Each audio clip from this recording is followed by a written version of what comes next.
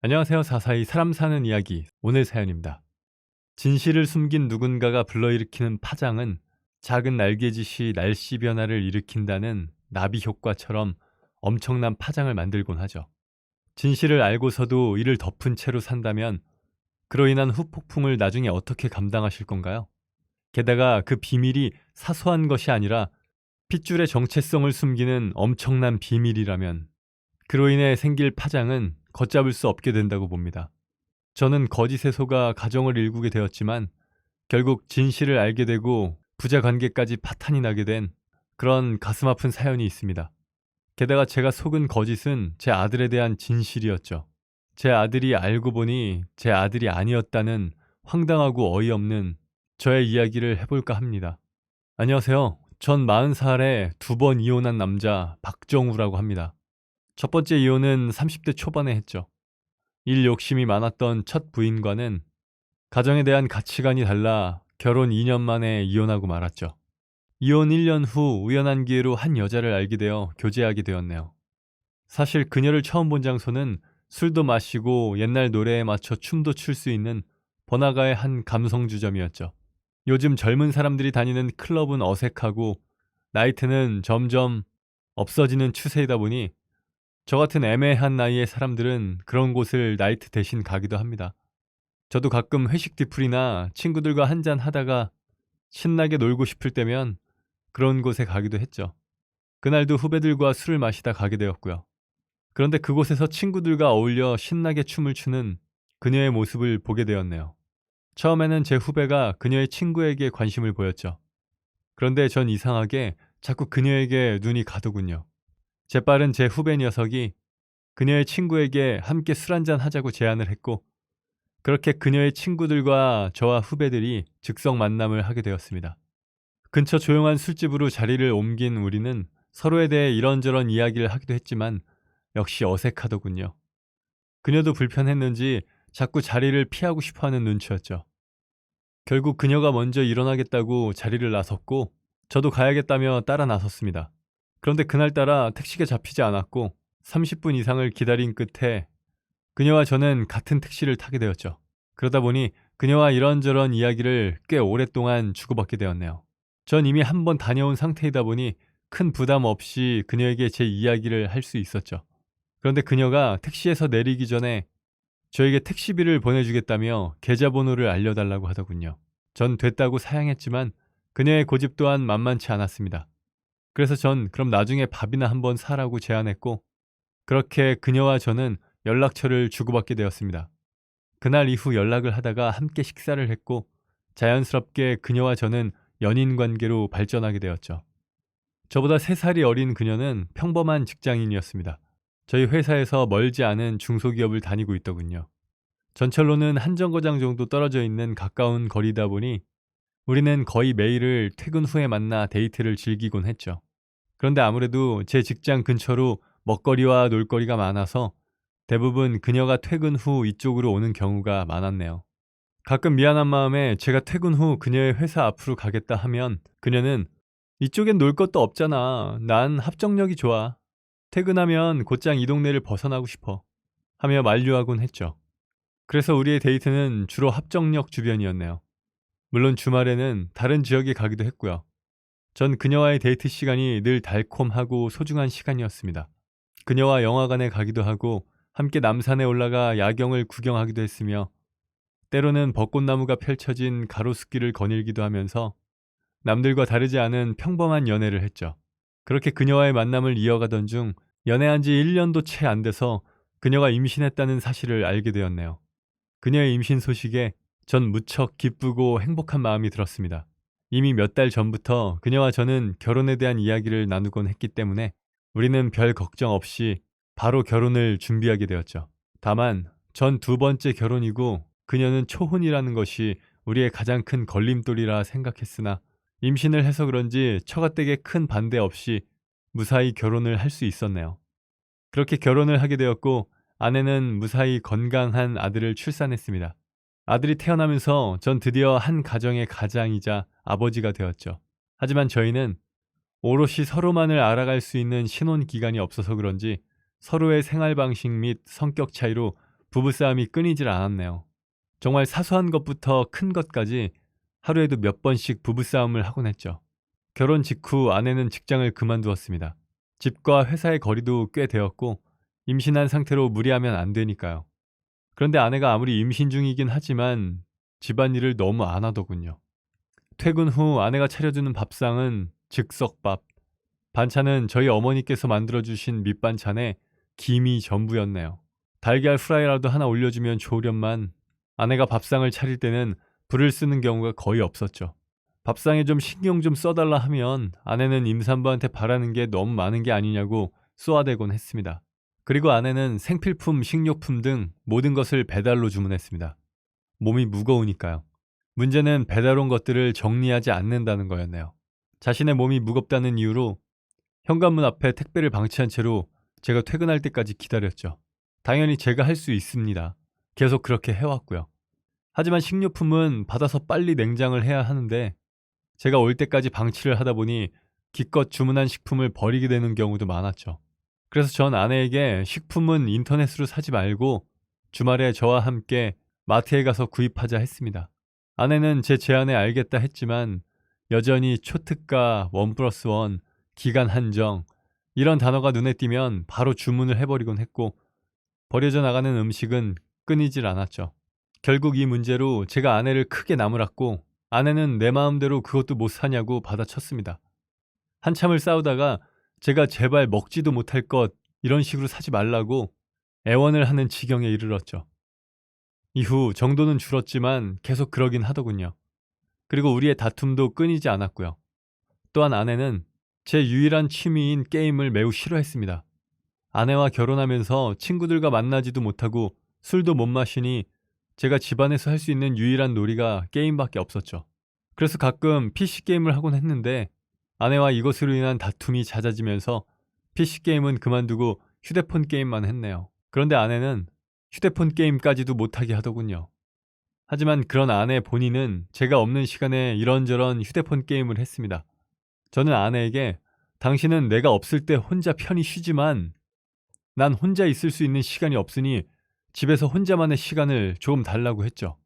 그런데 아내는 혼자만의 시간이라는 것을 인정하지 못하더군요. 아내의 논리는 부부가 결혼을 했으면 함께 해야 한다는 것이었습니다. 그래서 전 아무리 부부라도 모든 활동을 함께 할 수는 없는 것이라며 아내를 설득했죠. 하지만 아내는 요지부동이었고 제가 휴대폰만 들면 싸우게 되는 지경에 이르렀습니다.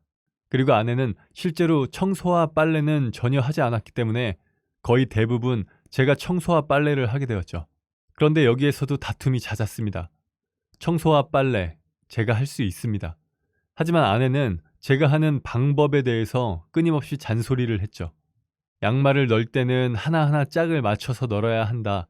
청소를 할 때는 바닥에 있는 물건을 모두 올려두고 하는 거다. 등 빨래는 어떻게 널어야 하고 청소는 어떻게 해야 한다는 훈수가 끊이지 않았습니다. 제가 제 방법으로 하겠다 하면 결과물에 대한 트집을 잡으며 제 방법은 틀렸다고 잔소리를 하더군요. 제가 짜증을 내면서 그럼 당신이 직접 하던가 라고 말하면 내가 제대로 된 방법을 알려주는 건데 왜 그걸 받아들이질 못해? 라며 저만 이상한 놈으로 만들어 버리곤 했죠. 결혼 후 이런 식의 문제들로 다툼이 끊이지 않았습니다. 게다가 아이를 낳고 난 뒤에는 저희 어머니까지 트집을 잡더군요. 손주가 생긴 저희 어머니가 정말 기뻐하셨고 조리원에서 나온 후 저희 집을 오가며 살림을 해주셨죠. 시어머니가 자주 오면 아내가 불편할 것 같아 오시지 못하게 했더니 되려 아내가 어머니 요즘은 왜 안 오시냐고 저에게 묻더군요. 그래서 시어머니 와 있는 거 며느리는 싫다길래 오시지 말라고 했지. 라고 대답했더니 자신은 어머니가 와 계시는 게 더 좋다 했죠. 그런 아내에게 고마운 마음이 들었고 다시 어머니께 자주 오시라고 말씀드렸네요. 그런데 알고 보니 어머니가 오시면 살림부터 육아까지 모든 것을 다 해주고 계셨고 아내는 어머니가 오시면 정말 손가락 까딱도 하지 않고 있었더군요. 기분이 좀 상하긴 했지만 당시 아내는 산모였고 어머니 당신도 좋아서 하는 거라고 하시니 그냥 그렇게 넘겼습니다. 하지만 이내 아내는 저희 어머니가 손주를 보는 육아 방식에 대해 불만을 표출하기 시작했죠. 어머니가 아기 젖병을 세척한 후 소독기에 넣지 않는다던가 아기를 자꾸 누여두려고 하신다는 등의 불만이었죠. 이유식을 시작하고 나서는 먹는 것으로 불만을 내비쳤습니다. 전 어머니께 감사하는 마음이 아닌 불만을 뱉어내는 아내에게 화가 났죠. 게다가 아내는 몸이 회복되고 난 뒤에도 임신 때와 마찬가지로 살림에는 전혀 손을 대지 않았습니다. 저희 어머니께서 손주를 보며 살림까지 해주셨네요. 하지만 어머니가 아무리 청소를 한다 해도 아기를 보면서 하시다 보면 완벽하게 정리하고 가실 수는 없었겠죠. 그런데 여기에 대해서도 아내는 저에게 말한 것과 같이 어머니의 청소 방법이 틀렸다고 지적하곤 했습니다. 그런 일이 몇 차례 반복되자 전 결국 참다 못해 아내에게 화를 냈네요. 그럼 당신이 직접 치우고 집안일을 하던지. 어머니께 용돈 한 푼 안 드리는데 1년 가까이 우리 집에 와서 살림해주고 계시는구만. 지금 그게 할 소리야? 아내는 아내대로 내가 해달라 한 것도 아니고 어머니가 좋아서 하시는 거라고 반박하더군요. 그러면서 이제 그만 오셨으면 좋겠다는 겁니다. 이제 애가 좀 컸다 이거죠. 어머니를 상대로 달면 삼키고 쓰면 뱉는 행동을 하는 아내에게 너무나 화가 났네요. 그날 저녁 우리는 평소보다 큰 싸움을 했고 급기야 아내는 저에게 이혼하자고 소리를 질렀습니다. 이렇게 싸워대는 것도 이제 정말 질린다. 그만 이혼해. 사실 아내는 제가 이혼을 못할 것이라는 걸 너무나도 잘 알고 있었죠. 첫 번째 이혼을 하고 어머니께서 한동안 많이 힘들어 하셨기에 제가 정말 죄송했다는 이야기를 한 적이 있거든요. 그 이야기를 하면서 당신과는 절대 이혼하지 않게 앞으로 잘하겠다며 아내 앞에서 다짐을 했었네요. 하지만 저도 이렇게 싸우기만 하다 보니 아내와 사는 것이 너무 힘들었습니다. 그럼에도 두 번째 이혼까지 하기는 싫더군요. 특히 어머니를 생각하면 더 이상 불효는 하고 싶지 않았습니다. 게다가 어머니께서는 우리 아들을 참 많이 예뻐하셨죠. 동네에서 손주 바보라고 소문날 만큼 손주 사랑이 지극했으니까요.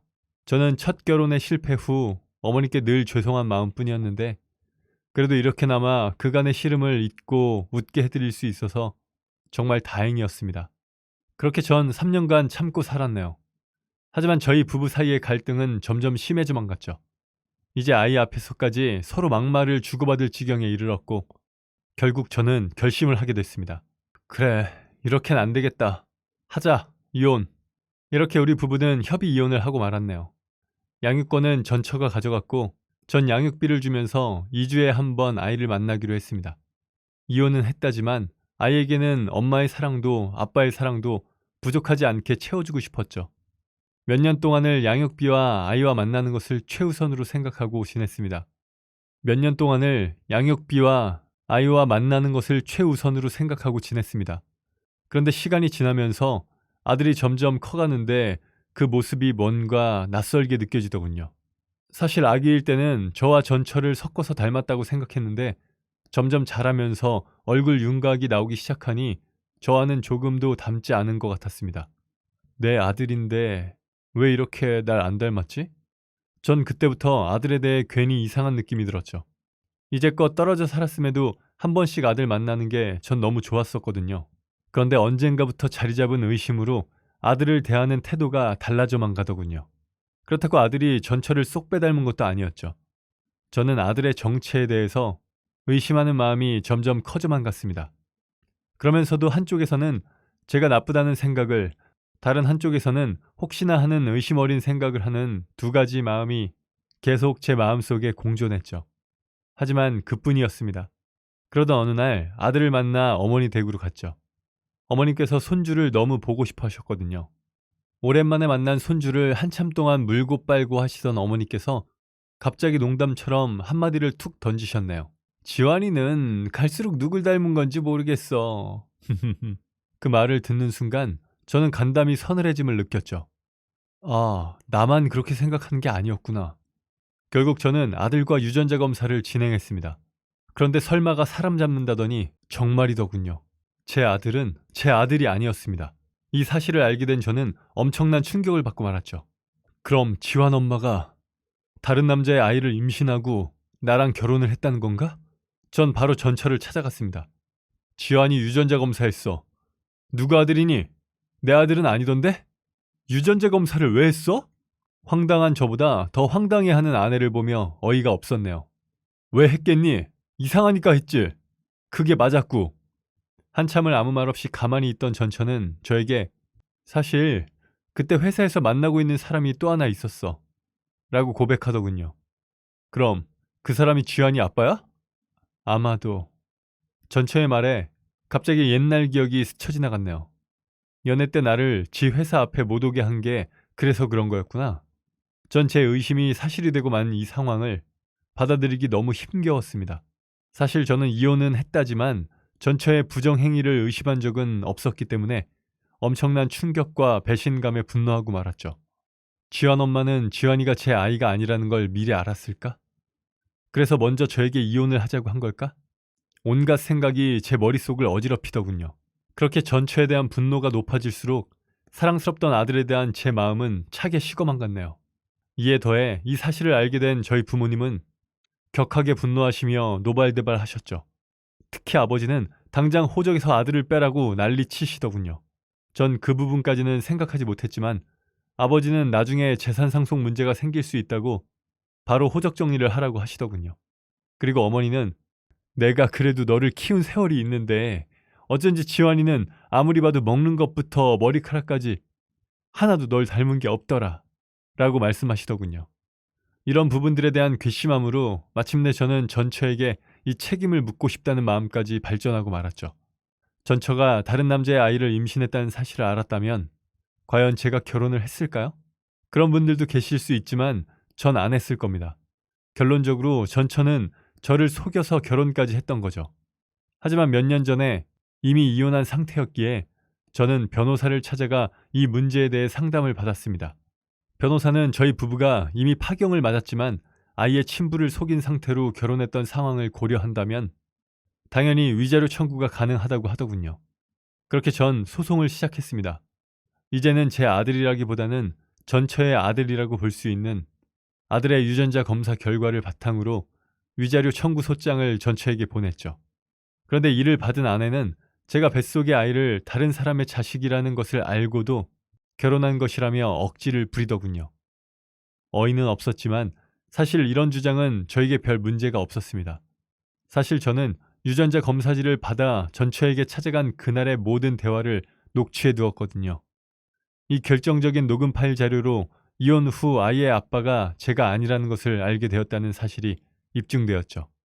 아들의 유전자 검사 결과지와 녹음 파일을 통해 전처의 분명한 잘못이었음이 밝혀졌고 전 그렇게 위자료 1,500만 원을 받을 수가 있었습니다.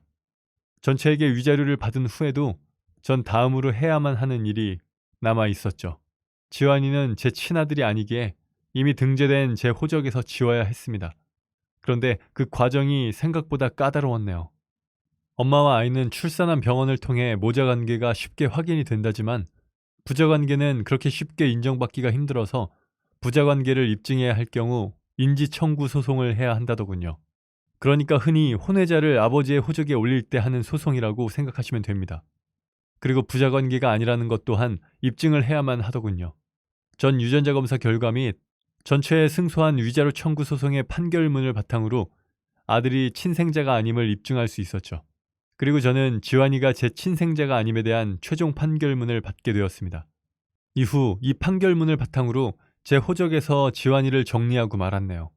그런데 막상 호적을 정리하려고 하니 지금까지 제가 사랑으로 키워온 지환이가 가슴에 턱 걸리더군요. 그 시간 동안 내 아들이었는데 이제 내 아들이 아니구나 하는 그 기분을 어찌 말로 다 설명할 수 있을까요? 그날 뭐라 말할 수 없는 속상하고 씁쓸하기만 한 기분에 술을 한잔하며 지환이가 내 새끼라며 마음을 쏟은 몇 년의 세월을 생각했습니다. 아무리 생각해도 내 아들인데 이제는 내 아들이 아니라고 그동안 든 정을 갑자기 떼어내려니 억장이 무너지더군요. 사랑하는 연인과 헤어질 때 들던 가슴 아픈 느낌과는 전혀 다른 극심한 가슴의 고통이 느껴졌습니다. 그날은 그렇게 홀로 이제는 보내야 하는 아들을 생각하며 펑펑 울고 말았네요. 하지만 전 이 사건을 말끔히 마무리 지어야만 했습니다. 그래야만 전처에 대한 분노와 아무런 죄 없는 아들을 제 감정 속에서 분리시킬 수가 있을 테니까요. 그래서 전 마지막으로 지금까지 지환이가 제 아들인 줄 알고 준 양육비 부분에 대한 소송을 걸었습니다. 사실 지환이는 그동안 법적으로 제 아들이었기 때문에 지금까지 들어간 지환이에게 지급된 양육비까지는 돌려받을 수는 없더군요. 하지만 제 아이가 아니라는 것을 알았다면 양육비를 주지 않았을 겁니다. 전처가 절 속였기 때문에 준 것이죠. 결국 이건 엄밀히 말해 전처의 사기 행각에 속한 것이고 전 그로 인한 정신적 피해를 입었다는 것으로 손해배상 청구 소송을 했습니다. 그 결과 전 승소할 수 있었고 그렇게 저는 전처에게 무사히 손해배상을 받게 되었죠. 이로써 모든 게 끝이 났네요. 사실 전처에 대한 분노는 여전히 남아 있습니다. 임신했을 때 누구 아이인지 몰랐다면 결혼을 미뤘어야죠. 어리석고 우둔한 판단을 한 전처가 그저 원망스럽기만 하더군요. 그리고 그 무엇보다 지금까지 절 아빠로 알고 있던 아이, 도대체 이 아이는 무슨 죄일까요? 여전히 저는 지환이를 생각하면 전처가 절대 해서는 안 될 짓을 저에게도 아이에게도 했다는 생각에 한없이 가슴이 저려옵니다. 사실 아이는 여전히 저를 아빠로 알고 있네요. 언젠가 아이도 이 사실을 알게 될 테지만 아직은 차마 난 네 아빠가 아니라고 말할 순 없더군요. 아이가 받을 상처를 생각하면 절대 쉽지 않은 일이니까요. 이것은 어른의 잘못인 거지 아이는 아무런 죄가 없잖아요. 그래도 언젠가 전처가 재혼을 한다면 새로운 아빠가 생길 테니 그때까지는 제가 아들의 아빠로 남아있기로 했죠. 만약 전처가 재혼을 하지 않는다면 이후 아이에게 들어갈 등록금 같은 큰 비용에 대한 부분은 제가 도와주려고 생각 중입니다. 절 속이고 결혼한 전 부인에게는 아직 앙금이 남아있다지만 어른들 문제로 아빠를 잃어버린 아이까지는 외면할 수는 없네요. 한 사람의 거짓된 행동이 저에게는 큰 충격과 배신을, 그리고 아이에게는 아빠를 빼앗아가고 말았습니다. 어떠한 작은 행동이 일으키게 되는 연쇄적인 파장은 누군가에게는 평생 상처로 남을 수도 있다고 생각합니다. 누군가의 작은 비밀은 다른 누군가의 관계를 파탄으로까지 내몰 수 있는 거대한 무서운 힘을 지녔네요. 그런 식의 자신만 생각하는 이기적인 생각으로 남편이었던 저의 인생은 물론이고 심지어는 자신의 아이의 인생에까지 깊은 상처를 안겨준 전처가 저지른 그 죄는 평생 용서받지 못할 겁니다. 지금까지 저의 가슴 아프고 충격적이던 인생의 한 페이지를 들어주셔서 감사합니다. 네, 오늘 사연은 여기까지입니다. 사람 사는 이야기 채널 구독과 좋아요, 알람 설정 부탁드립니다. 감사합니다.